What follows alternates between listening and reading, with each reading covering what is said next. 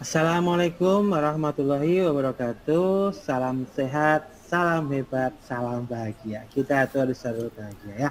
Untuk kita sebagai CGP, calon guru penggerak angkatan 7 kelas 215 ya.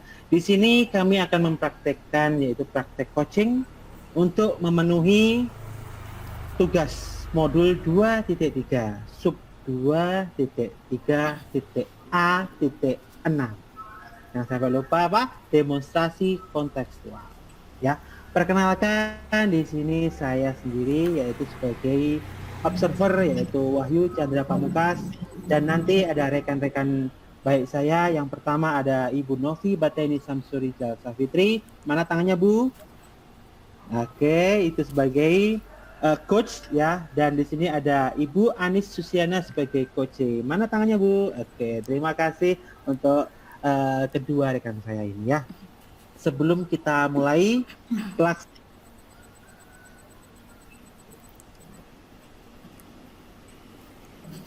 ya, sebelum kita mulai percakapan coaching ini ya, saya sebagai observer saya ingin bertanya sedikit yaitu tentang apa yang akan kita lakukan nanti, khususnya untuk Ibu Novi Bata ini yang sebagai coach. Ya, Siap. Ibu.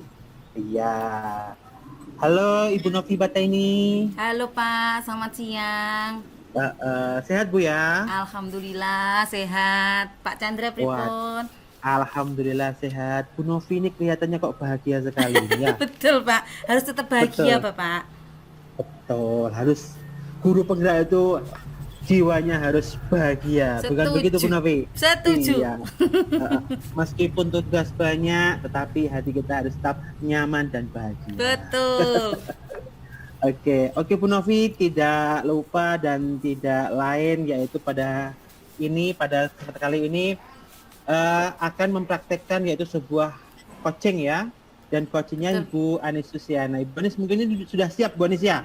Wah, Ya. alhamdulillah sekali. Dan ini Bu Novi ya, tentang rubrik penilaiannya nanti, apakah Bu Novi sudah ingat betul apa yang sudah saya share kemarin? Bu Novi sudah ingat betul ya Iya sudah dengan rubrik Bapak. penilaiannya? Siap, sudah, Oke, sudah. jadi nanti dari apa alurnya itu harus alur delta, Bu Novi ya. Siap. T itu apa Bu Novi? Apa Pak? Tujuan? Wah, betul sekali. Tirta. Kalau I apa I? Identifikasi Bapak. Setelah itu ada Tirta, ada R apa R? Rencana atau aksi? Setelah itu ada Ta, apa Ta? Tanggung jawab. Alhamdulillah. Nah itu sesuai alur Tirta gitu ya Bu Novi ya. Setelah itu dari proses coaching nanti ya harus menggunakan prinsip-prinsip. Yang pertama ada prinsip kemitraan ya kan. Yang kedua ada prinsip kreativitas. Yang terakhir ada prinsip kompetensi. Nah ketiga itu nanti harus tercermin nih, harus tergambar dalam sebuah alur percakapannya Ibu Novi Oke, dan Ibu siap. Anis Susiana. Alhamdulillah. Nah dari kompetensi Bu Novi ada 3. Bu Novi masih ingat apa?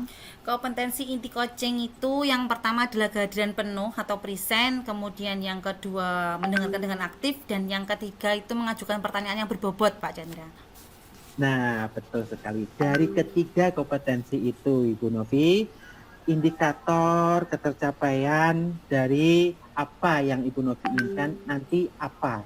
Yang salah satu yang dikhususkan dalam sebuah percakapan Ibu Novi nanti apa? Iya, Dari Pak kompetensi Chandra, tadi? untuk coaching saya hari ini bersama dengan Bu Anis sebagai coach, yang spesifik Ya. ingin saya observasi adalah kompetensi yang ketiga, yaitu mengajukan pertanyaan yang berbobot.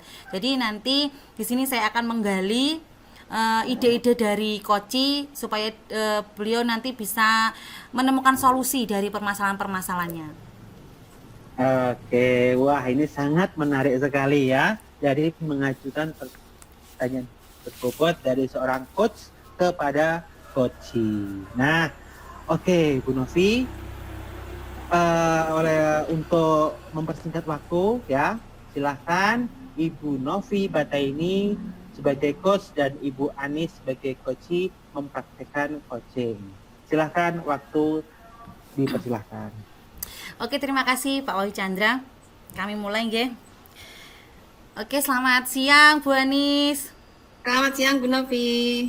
Iya, terima kasih banyak sudah meluangkan waktu kita untuk coaching kita hari ini. Jadi ada 15 sampai 20 menit di Jumat-Jumat siang ini ya Bu Anis. Iya, betul ya. Oke, nanti pertama-tama saya mau selain berterima kasih, saya juga mau minta izin bahwa sesi kita hari ini direkam untuk keperluan program guru penggerak. Jadi karena kita akan memenuhi tugas praktek coaching modul 2.3 gitu ya Bu Anis nggih.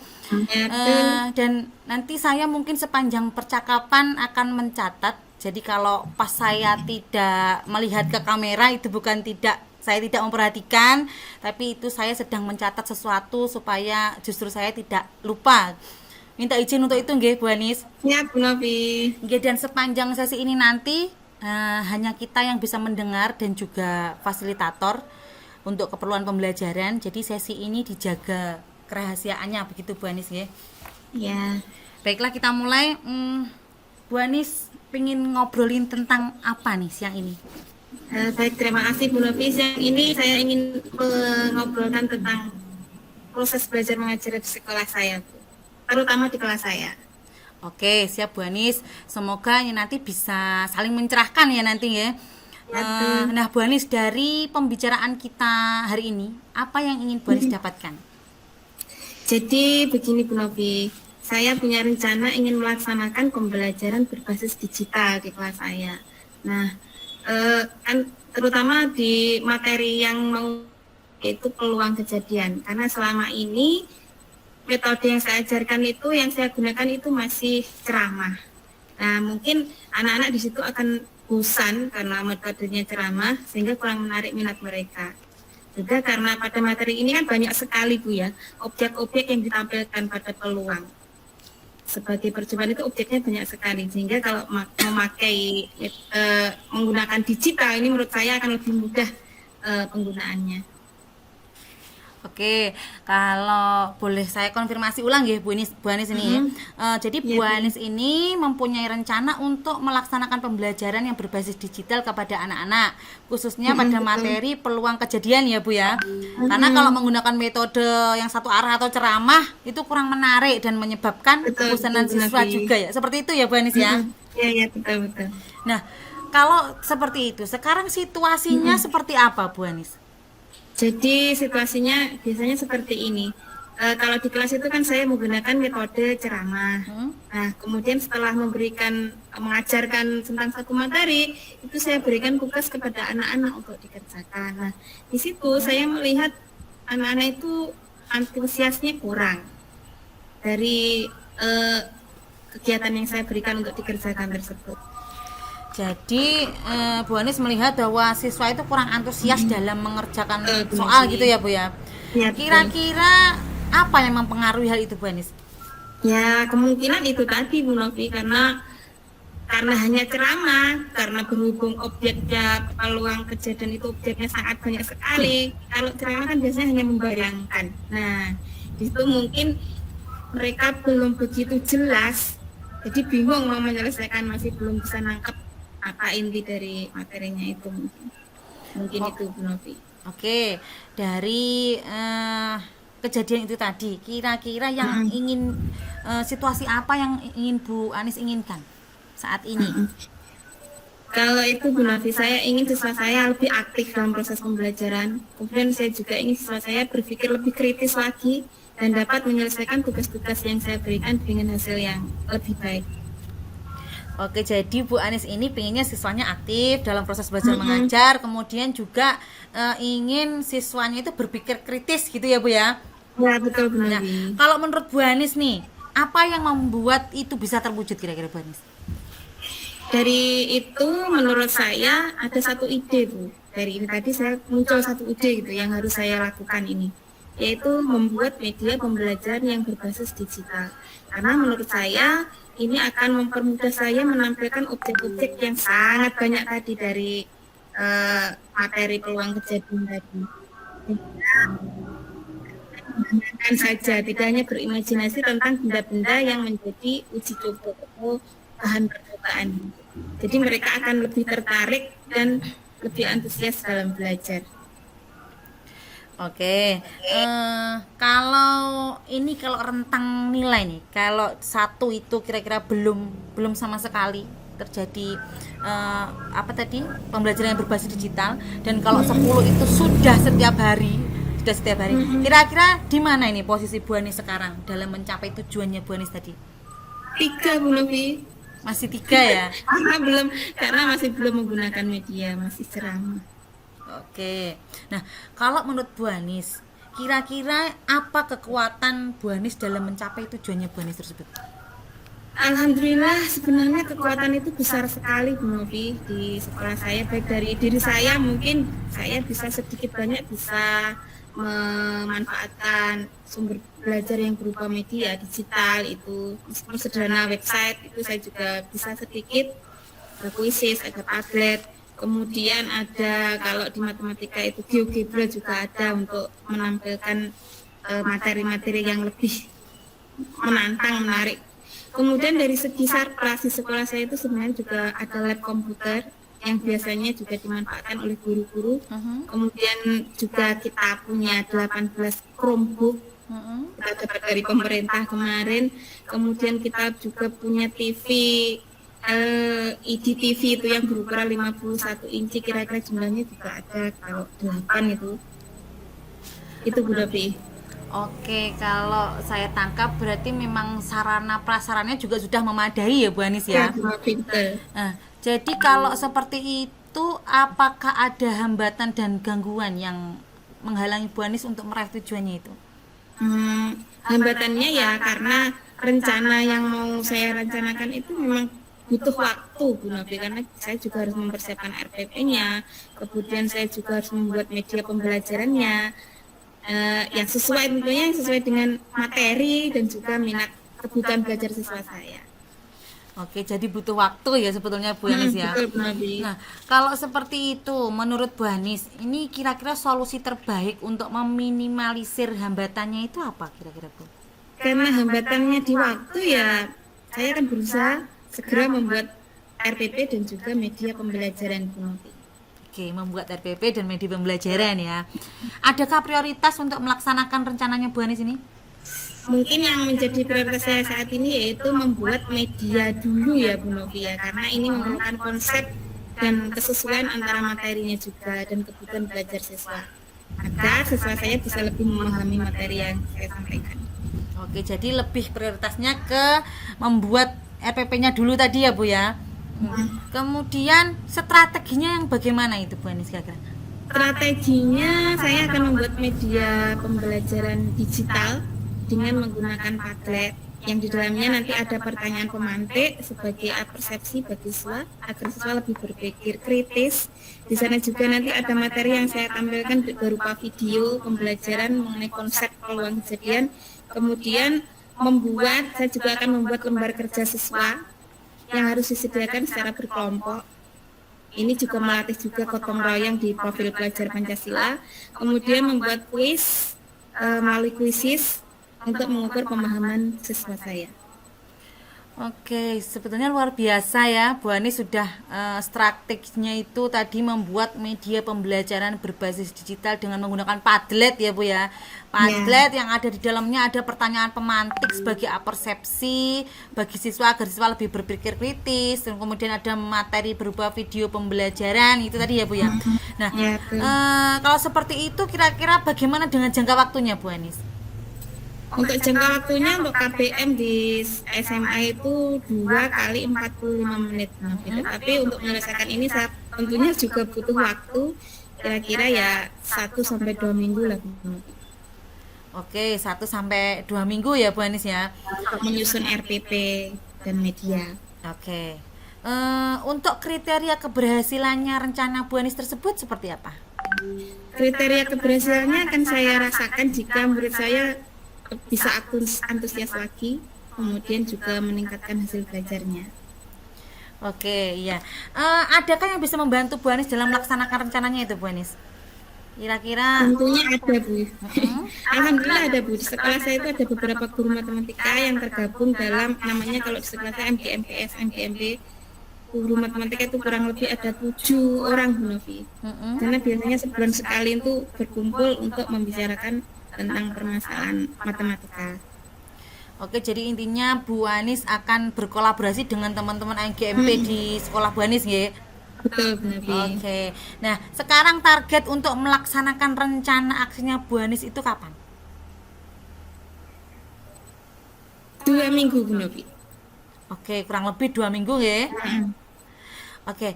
Nah, sekarang biar kita tahu dalam 2 minggu itu sudah ada progres dari Bu Anis itu seperti apa Bu Anis?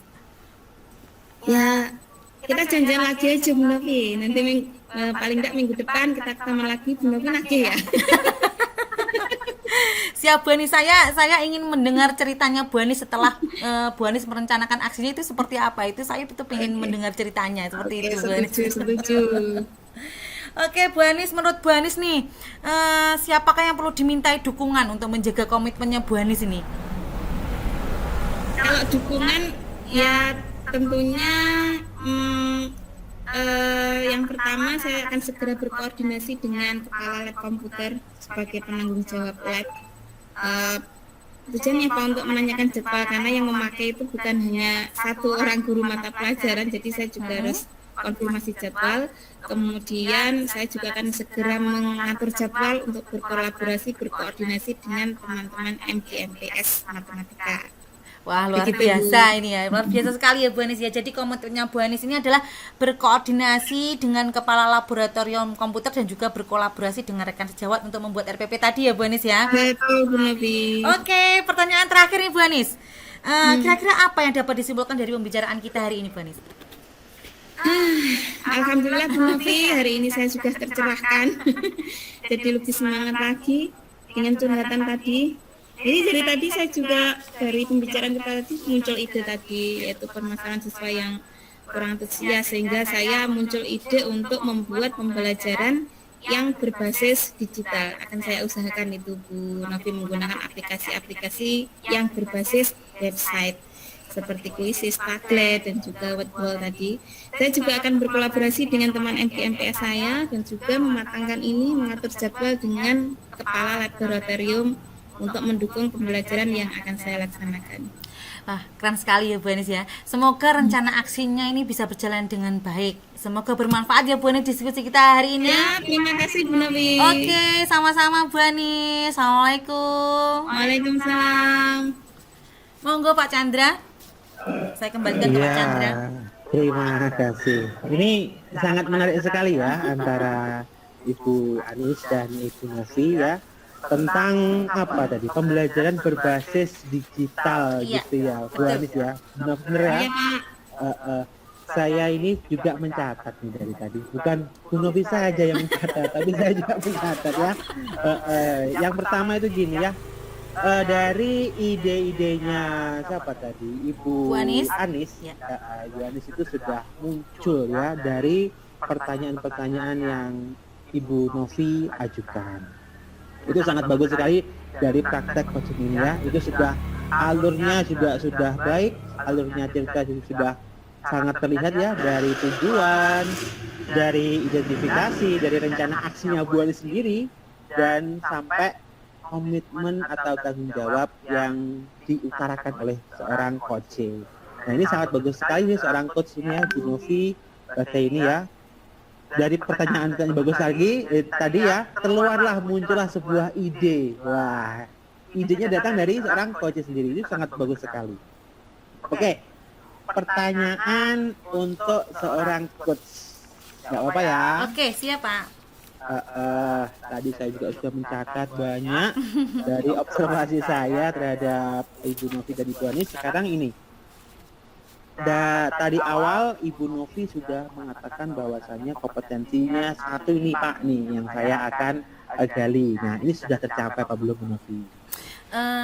Dari coaching saya tadi, Ya.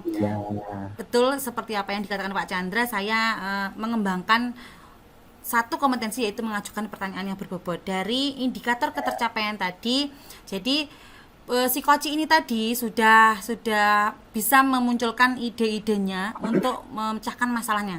Jadi saya berusaha mengajukan pertanyaan-pertanyaan agar si coach ini bisa memunculkan ide-idenya untuk menyelesaikan permasalahannya sendiri, Pak. Jadi seperti itu. Jadi tadi sudah tercapai kalau saya amati dari seperti itu. Iya, betul sekali. Saya juga ini sudah ngelis ya. Ini sangat bagus sekali ya, sangat tercapai untuk permasalahan yang diemban oleh Coach tadi. Nah, setelah itu dari 3 kompetensi tadi Ibu Novi masih 1 ya, yang sudah dilaksanakan dengan baik sekali. Dan ini apa nih yang ingin dikembangkan lagi selain mengajukan pertanyaan yang berbobot? Apa? Oke Pak Chandra, mungkin nanti kalau misalkan saya praktik coaching lagi, saya akan mengembangkan yang kompetensi yang kedua, itu mendengarkan dengan aktif, Pak. Jadi saya ingin berusaha mendengarkan apa curhatan dari si coach, mencatat kata-kata kunci apa yang disampaikan oleh coach, seperti itu. Iya, betul sekali. Oke, jadi untuk mendengarkan aktif itu yang ingin dikembangkan, kompetensi yang ingin dikembangkan oleh Coach Ibu Novi pada ini, betul ya? Oke, ya ini percakapan yang sangat bagus sekali dan ini sudah isoma ya. Iya betul Pak. Ini juga hari Jumat dan kita akan sambung lagi di pertemuan kita di minggu yang akan datang. Semoga prakteknya coaching ini ya semakin mantap di kemudian hari dan bisa dipraktekkan untuk coaching siswa dan coaching rekan guru yang lain. Oke, tetap semangat Ibu Novi dan Ibu Ani. Sampai jumpa di lain waktu. Wassalamualaikum warahmatullahi wabarakatuh. Gan bate.